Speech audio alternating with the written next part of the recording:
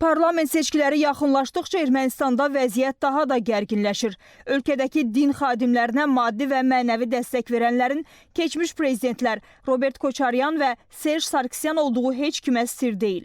Hər iki şəxsin məqsədi bütün rıçaqlardan istifadə etməklə Paşinyan hökumətini devirməkdir. Təsadüfi deyil ki, İrəvanda və bölgələrdə hökumətin istefası tələbi irəli sürülən aksiyaların əsas təşkilatçıları da məhz din xadimləridir.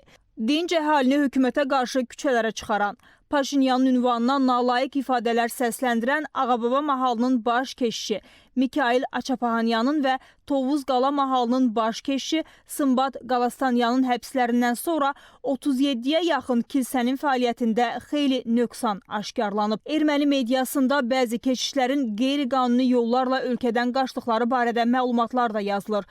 Qeyd edək ki, Ermənistan məhkəməsi Mikhail Açapahanyan və Sımbat Qalastanyanın 4 il həbs olunması ilə bağlı qərar verib.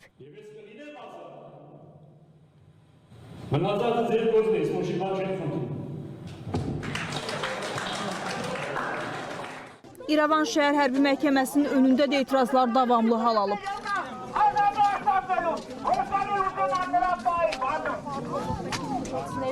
Göyçə mahalının Ağkilsə kəndində hərbi kazarmada baş verən yanğında 17 əskərin müəmmalı ölümü ilə bağlı 3 ildən çoxdur davam edən proses yenidən bərpa edilib.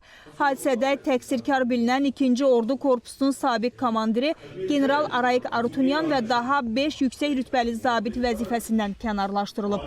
Məhkəmədə hərbi hissə komandirinin müavini dindirilib. Ölən hərbiçilərin yaxınları qısa zamanda təqsirkarlara ən ağır cəzanın verilməsini tələb ediblər.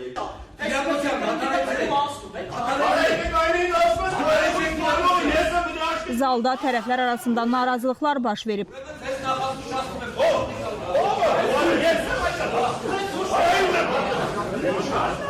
Vəziyyətin gərginləşməsi məhkəmə prosesinin yenidən qeyri-müəyyən vaxta təxirə salınması ilə nəticələnib. Bu isə ölən əskərlərin valideynlərini daha da hiddətləndirib. Təhlükəsizlik qüvvələrinin səyi nəticəsində narazı kütlə zaldan çıxarılıb.